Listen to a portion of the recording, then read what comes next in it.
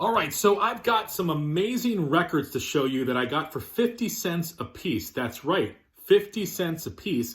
And at the end of the video, I'm going to show you a vinyl grail that I found. That one wasn't 50 cents, but let me tell you the story here. Every year, my local library has a record sale. And basically what happens is throughout the year, I guess people donate records.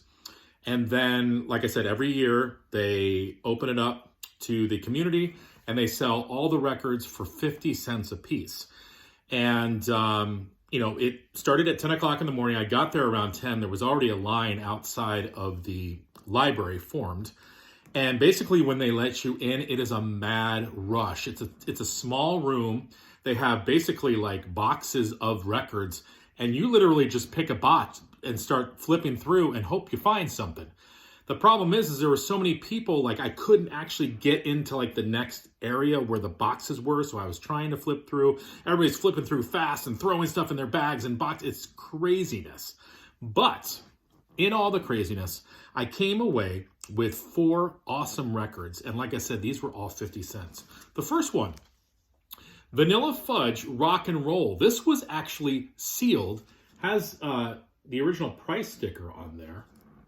I had never heard this album by Vanilla Fudge, but like I said, it was sealed. It's an early pressing, might even be a first pressing. I have to check again.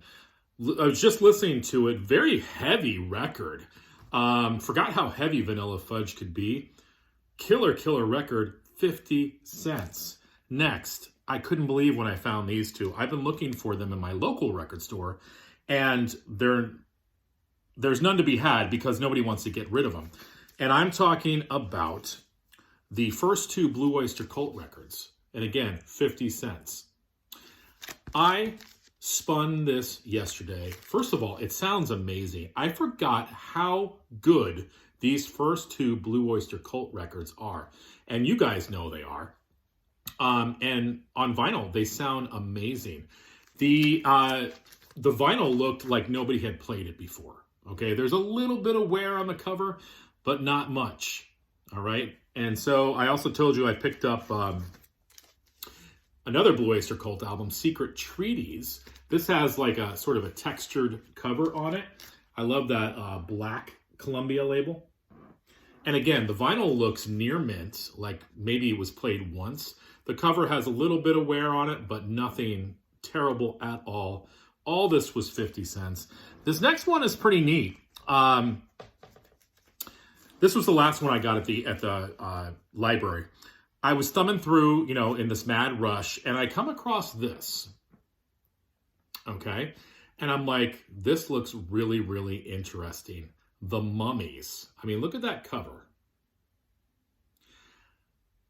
I had never heard of this band, but I'm looking at this there and I'm like, yeah, this has got to be something good. So picked it up. It's called The Mummies Play Their Own Records. Okay. This is on the, I believe it's pronounced the Estrus label.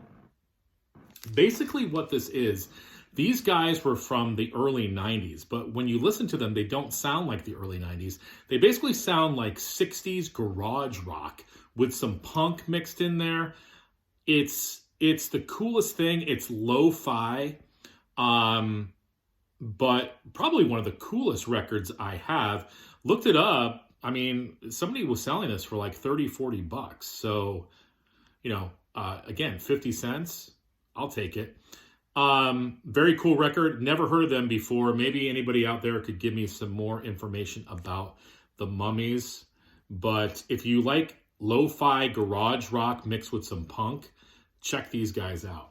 And lastly, my Grail. Okay. I went to my local record store after the library sale because I needed some more inner sleeves. And I always take a look around, like we all do. And I always go over to the punk section. I look to see if there's any Black Flag, any Minutemen, any Husker Du. And I found a Husker Du album that I don't have. And it is Land Speed Record. And it's so funny because Aaron Mutha Alamere and I were just talking about this record the other day. I think he picked it up as well. This happens to be a UK pressing on the Alternative Tentacles label. And I opened up the album and it was stone cold beautiful.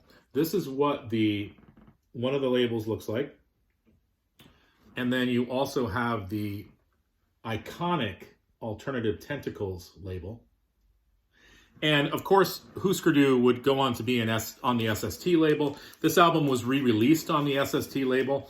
I believe the first label it was on was the New Alliance label, which was Mike Watt's label, I believe. But again, to find Husker Du, a UK pressing on Alternative Tentacles records in phenomenal shape, I was so excited to have that.